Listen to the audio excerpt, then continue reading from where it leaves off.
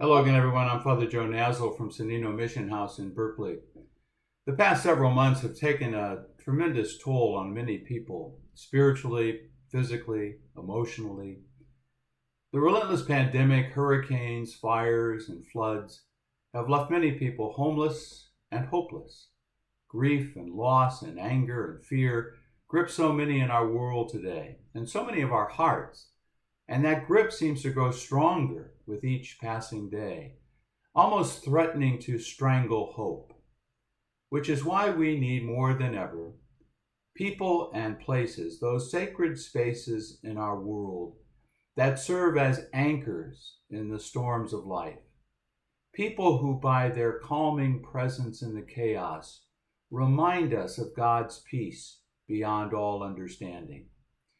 In 1815, the founder of my religious community, St. Gaspar del Bufalo, a young diocesan priest from Rome, went to a broken-down monastery in Giano, Italy, not far from Assisi, where the saint we honor today, St. Francis of Assisi, gained worldwide acclaim.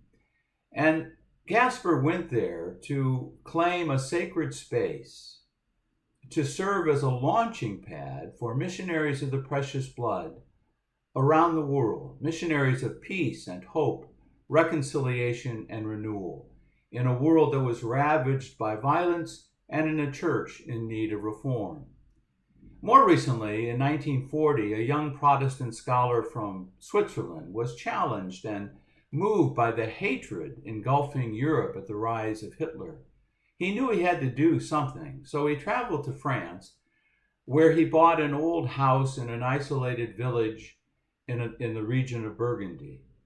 And for the first couple of years, he lived alone, and he welcomed to his home Jews and other refugees fleeing Nazi persecution.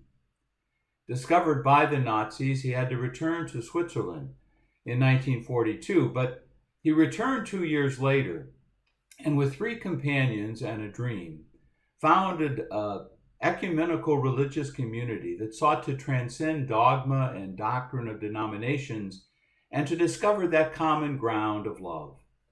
Brother Roger Schultz and his 3 companions founded the world's first interfaith monastic community in that unknown village of Taizé. Today it has brothers around the world, and it also has become a place of pilgrimage for people from around the world, seeking that safe shelter, seeking that anchor in the midst of the storms of life, seeking that calming presence of God's love amidst the chaos.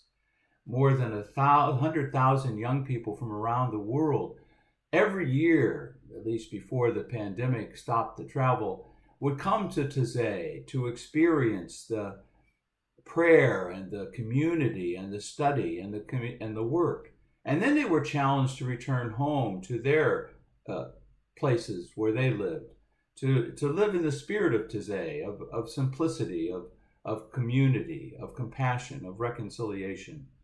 The prayer of the Taizé community has become a popular practice among many spiritual seekers around the world, including our own Precious Blood Renewal Center in Liberty, Missouri, which every month sponsors a Taizé prayer online. Brother Roger called Taizé a parable of communion. He wrote, "My whole life, my desire has never been to condemn, but to try and to understand rather than be understood. Each human being is unique," he wrote. "In every person, it is possible to see the face of Christ." As people of faith, each of us is called to tend to a particular corner of God's vineyard. You know, that image of the vineyard in both Isaiah in today's first reading and in the gospel parable from Matthew reflects God's realm, the vineyard as the reign of God. And it's particularly relevant, painfully relevant here in California right now, as several vineyards in Napa and Sonoma counties have been destroyed by the fires that continue to rage here in the West. The parable from Matthew's Gospel reflects the necessity of being good stewards of God's vineyard. In Isaiah's vision, the care is taken to build a vineyard that will produce an abundant harvest.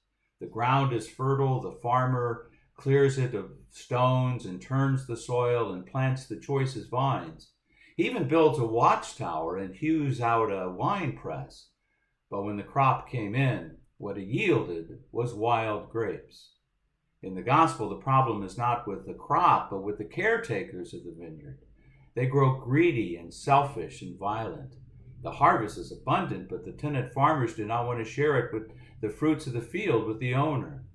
This parable of Jesus is a striking condemnation of the religious leadership of his day. And it causes me to pause and ask, am I being a good steward of what God has entrusted to me? Or am I being a corrupt farmer who fails to give God what is his due?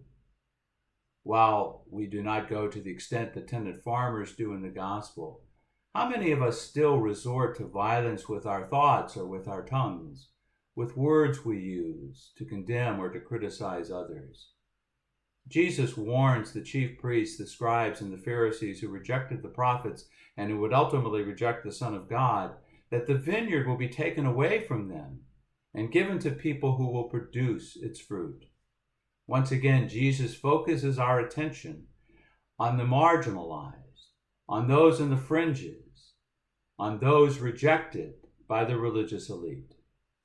As we look at the world today, it is very clear our vineyard is in deep trouble. We need to heed the call of the good, to be good stewards who will take care of the vineyard entrusted to us by being, as Brother Roger was, as St. Gaspar was, as St. Francis of Assisi was, to be parables of communion, people who look first to see the face of Christ in every person we meet, who live our lives by being people of reconciliation and renewal, people of hope and of peace. By our presence, that we become a calming presence in the midst of the chaos.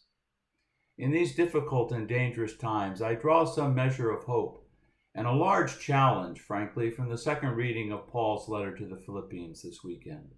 Our hope and our challenge are to cultivate an attitude that Paul describes. He says, have no anxiety of all, but in everything, by prayer and petition, with thanksgiving, make your requests known to God. If we live the qualities that Paul outlines, truth, honor, justice, purity, graciousness, love, then the peace of God, which is beyond all understanding, will guard our hearts and minds in Christ Jesus. All of us have anxieties, all of us claim more than a few fears, and all of us have known failures even after our best efforts. There are certainly more than enough things to be anxious about in our world today, but our challenge is to trust that in our prayer, when we live with grateful hearts, we will know the God of peace will be with us. That out of the ashes of our lives, new hope will rise. At every Eucharist, we celebrate how God takes our failures and transforms them into a future full of hope. For it was on the night he was betrayed that Jesus gave us his greatest gift, his body and his blood for the life of the world.